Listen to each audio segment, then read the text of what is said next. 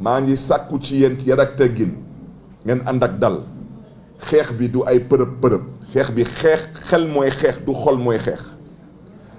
consulat yu ngeen di toj daanaka da ngeen di toj di yàq seen ay centre de vote loolu wax dëgg yàlla soxlawoo am xel pour xam ne ni que yaa ngi dëbb ndox yow da nga bëgg a changement yow da nga bëgg a voter mais fu ngay voter ji bërëb boobu bu ko yàq moo tax ma ne leen 4% bu ngeen doon yéen mun leen ñu gën a bëgg Sénégal mais musum leen ko wax pour xas leen su ngeen gisee may insister ci loolu parce que ndaw ñi tamit dañu leen wax tamit seen bopp wax ci bëri na lool ay waxu bopp koñ di kaas loolu yomb na wante fulla ak fayda mooy jëf mooy lan mooy tey jeunes yu nga xam ne ni ñu ngi toll ci entre 18 ans ak 25 ans lu ñu toll ci fichier bi mi ngi toll ci juróom-ñeenti pour cent 9% la ñu ci fichier bi mais soo nekkee 9% lan ngay changer même révision des listes électorales su naroon durer au moins 3 mois mais amuñu ko ci nguur gi ñoom xam nañ lu tax ñoom bëgguñu respecter l'esprit de la loi électorale mais yéen góorgóorlu leen même su leen joxoon sax benn semaine sagadu semaine ne leen lii ngeen am ci révision des listes ngeen ànd ci ak fulla ak fayda pas-pas ak Pastef dem bindu loolu mooy wax ci donc loolu parenthèse la woon bu ci des tamit di ñaawlu tey interdiction yu ñuy def envers certains candidats je répète envers certains candidats déclarés neen amu leen droit dem ci benn bërëb pour dem wuti parrainage mais loolu xel mënu ko nangu nopp mënu ko dégg yow déclaré nga que élection day am yow signé nga décret buy convoquer le corps électoral pour le 25 février 2024 ay nit jóg ne ñoom dañuy doon candidat parce que ñu ngi ci fichier bi ñu jox leen liste pour parrainer nga ne leen ñoom amul droit dem wuti ay parrainage loolu nekkatul sax jaay doole loolu ab yabel la kon ñu ngi sàkku ci président Macky Sall mu xoolaat taxawaayam parce que loolu mën na ñàkk ci démocratie surtout ci président buy waaj a dem bëggoon tamit rappeler président Macky Sall di ci insister ñun ba ñuy dem dialogue national dañ ci ànd ak ful ak fayda caaxaan yóbbuwuñu dialogue national moo tax bu ñu gaañee di xas ak di saaga dunduñu leen te kippeewuñu leen parce que fii àdduna la am yàlla mooy buur ñàkk yàlla mooy buur ñu demuloon ci dialogue national te ku leen woowoonte ci dialogue ñoom ñooy fay jiitu wante nag lépp ci jàngam politique la bëggoon wax nag président Macky Sall xanaa ñaanal président Macky Sall yàlla may ko xolu muñ parce que ala kulli al moom bëgg day dem bañ day dem loolu la yàlla dogal président Macky Sall nag lu mu bëgg moom wax dëgg yàlla xanaa mu wut ko ci beneen dëkk mais gisuma ko muy am ndam fii ci Sénégal yéen mosu leen gis Sénégal ñun askanu Sénégal dañu takkoon jabar suñu jabar jooju nekkoon président Macky Sall nobatuñu président Macky Sall ñu ne dañ koy fase mais fan ngeen mësee gis jigéen bu ñuy fase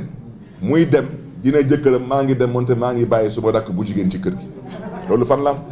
moom le président Macky Sall jéem a def ak lu ñuy wooyee candidat désigné par procuration daanaka candidat au président Macky Sall su nekkoon sax candidat bu nga xam ne ni mi ngi jóge ci ay primaire ñu ne ko waa naam baax na wante yow nga jóg joxoon nit ne ko yaay sama candidat sa parti àndu si sa coalition àndu si yow mii amatoo majorité Sénégal kon yow foo amulee majorité Sénégal ku ma uuf gisuma fan lay jaar baraw la président Macky Sall nag ak ay ñoñom dem ba jaaxle ñu xam ne ni seen choix boobu du dem puus du dem ñàkk puus du dem maintenant nag ñu ngi jéem a xool nu ñu mën a nelawalee askan wi di yónnee ay nit ci ay télé ay rajo di jéem a préconiser le report des élections taxawu Sénégal di réaffirmer position ànduñu ci randat élection yooyu bëggoon tamit rappeler président Macky Sall ak ñu mu àndal que élection présidentielle Sénégal organisé nañ ko fi 12 fois musul am report d'élection présidentielle musu fi am indépendance ba tey kon di sàkku ci président Macky Sall bu mu topp ñenn ñu nga xam ne ni ñu ngi koy bëgg a dugal ci guute bu mel noonu parce que tey Sénégal su ànd ak dal c'est parce que président Macky Sall nangu na jóg taxaw ne ko moom waxu troisième mandat da koy teg ci suuf ba ñëpp a jóg di jubilé te yàgg naa ko wax nee naa bu fi kenn juum bu fi kenn jaawale ku mu neex nag fëgg dënnam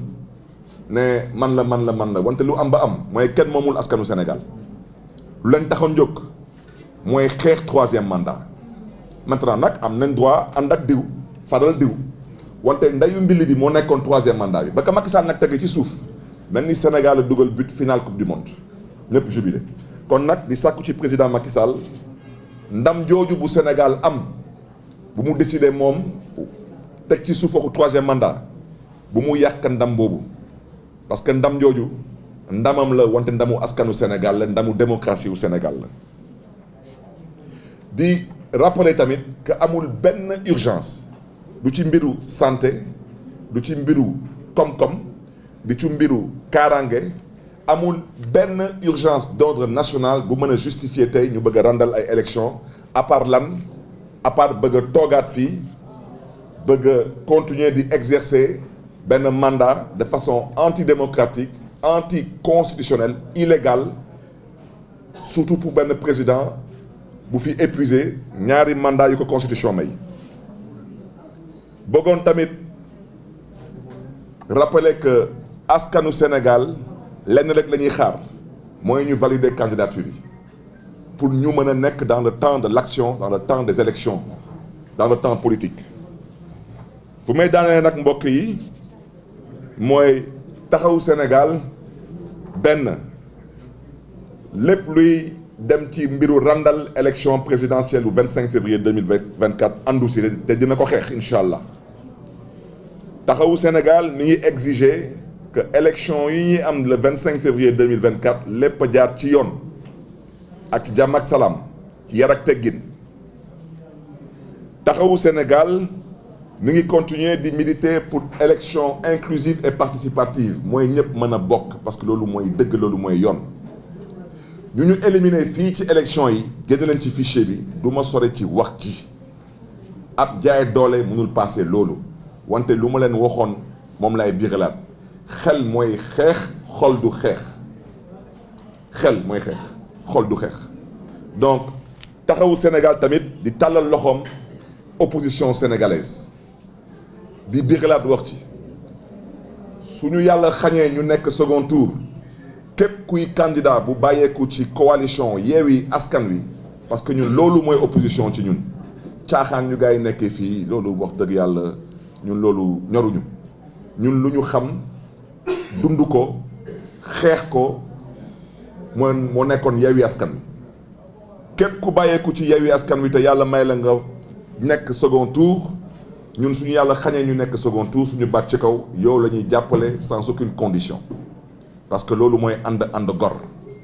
ku mer nag bokk mer xajul ci politique maa ngi bérilaat wax ci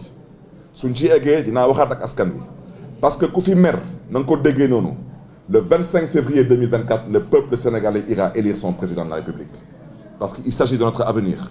il s'agit de notre pays fii nekkuñu fi pour ay ñëpp nekkuñu fi pour ay parti nekkuñu fi pour ay clan ñëpp la ñu respecté te fii ku fi nar a falu di nga falu parce que yàlla mooy buur yàlla mooy may yàlla mooy xañe